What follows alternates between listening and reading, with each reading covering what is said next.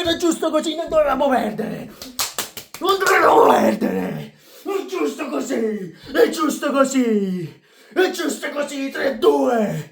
Goofy. Appennitevi una corda in canna, Goofy. Mamma mia. È giusto così. È giusto così. L'ennesimo patimento di stagione, l'ennesimo patimento di stagione, l'ennesimo infortunio di stagione di McTominay che segna il gol del 2-1. Mamma mia, che patimento! Ma è bello vincere così perché siamo Napoli, perché noi dobbiamo soffrire sempre nella nostra vita, dobbiamo soffrire sempre per vincere. Mamma mia, è una stagione maledetta quest'anno. Quest'anno è una stagione maledetta per il Napoli. Quest'anno è una stagione maledetta. È giusto così, perché non possiamo prendere 2 gol su 2 errori di quello spaccino e Buongiorno, che va dritto sempre, non da pazzia a Buongiorno. A fine stagione in banchina. Ma pazzia un problema, che spese 30 milioni per toccare. Mamma mia, signori, mamma mia. Madonna mia, mamma mia, vai giù, che partita, sto morendo, al cardiopalma, vai giù.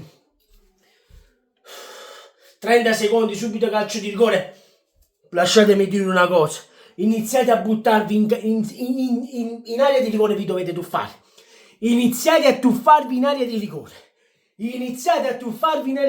Perché se vi tuffate come ha fatto ieri Vitigna, chi era? Che si butta 3 ore prima, calcio di rigore. Buttatevi 3 ore prima, va bene così. Vai sotto, ma siccome c'hai 2 coglioni così, che non due palla tanto, la riesci addirittura a pareggiare subito con Rasmus Højlund, che ti risegna, primo gol del 2026 in campionato, va bene? Poi si pensa a McTominay con uno spaccino e gol da fuori aria allucinante il gol di McTominay, ma è lì che si compie il fatto, è lì che si scassa McTominay, perché voglio chi si fanno male, tutte spaccine volte che tirano a porta. Allucinante.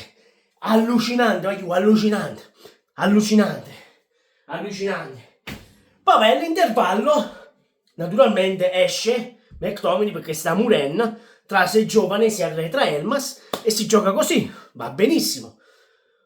E lo spaccino e Buongiorno che va a fare? Va a regalare il gol, un pallone a Colombo che quando vero Napoli, chi sta ai tempi di Lecce, quando vero Napoli segna sempre. Questo c'era scritto sul contratto, devi segnare solo contro il Napoli. Vai, inviato. È una cosa allucinante. Questo quando è vero Napoli diventa Gesù Cristo, è incredibile veramente. Vabbè, buongiorno. Io voglio, cioè, credetemi, la prossima giocheremo addirittura senza Juan Jesus. Immaginatevi la difesa a 3. Beuchema, Buongiorno, Rachmani. Ciao, contra Roma prossima. Ciao. Senza McTominay. Sperando che non sia nulla di grave per Scott, ma visto i tempi come ci abbiamo noi il culo, si è scassato tutte cose. Poi ci manca che si scassi pure con la vodka, marteria e stiamo a posto. A parte questo, poi arriverà l'ammonizione, la doppia ammonizione per Juan Jesus, doppio cartellino rosso pure là. Sta chi lo spaccino innanzi a te, ce n'è un altro davanti a te. Ma che cazzo di fallo fa? Ma che fallo vai a fare? Comunque, da lì, rosso per il Napoli, e tu dici che è finito. Vergara che non ha fatto nulla in 90 minuti, si inventa la giocata, perché si inventa la giocata Vergara, per 90 minuti si fa le seghe, e poi si procura il calcio di rigore con una giocata delle sue. Giroetta in area di rigore, il difensore del Genova gli struscia il piede sopra, glielo appoggia e glielo struscia, calcio di rigore.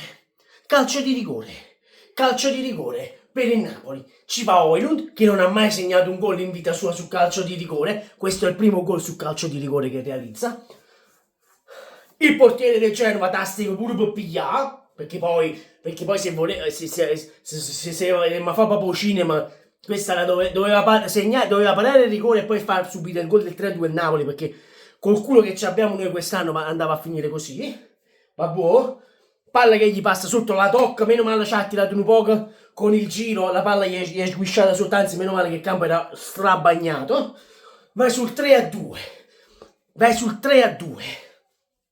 Poi l'arbitro, 18 minuti di recupero, 2 minuti da ora, era il 95esimo, ma avevamo finito il 90esimo, o 99esimo. Allucinante veramente. Comunque fatemi dire una cosa, quando io vi ho detto che Buongiorno, che tu hai preso Buongiorno dal Torino, vabbè, tu hai pigliato Buongiorno dal Torino, i giocatori dal Torino non la piglia. I giocatori del Torino non li devi, poi fatemi dire una cosa, giovane, aggi pazienza, bello lo frate, aggi pazienza. Ma l'anche era così scarso, peggio è giovane.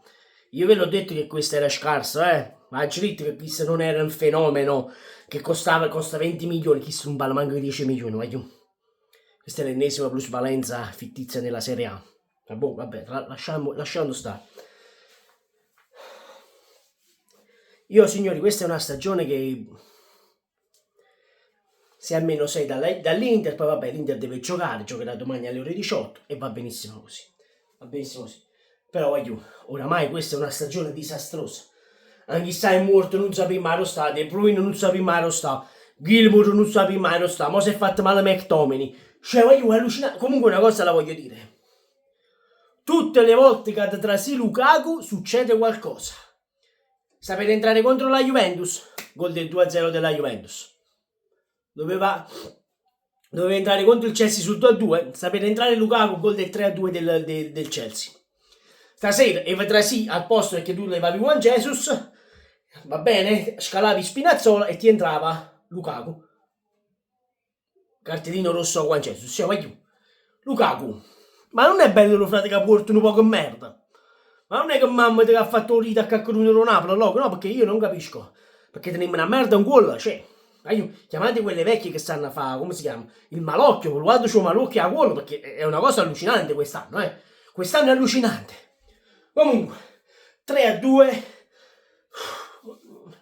Ci ho sudato, ho sudato. 3-2, abbiamo vinto, ci pigliamo i 3 punti. Andiamo a casa contenti, mo martedì c'è il Como, cioè tu giochi oggi, giochi sabato, perché non ti possono far giocare di venerdì, ma devono far giocare il Verona con il Pisa di venerdì. Vediamoci il calendario che fanno, lasciamo perdere. Iscriviti al canale sempre comunque Forza Napoli.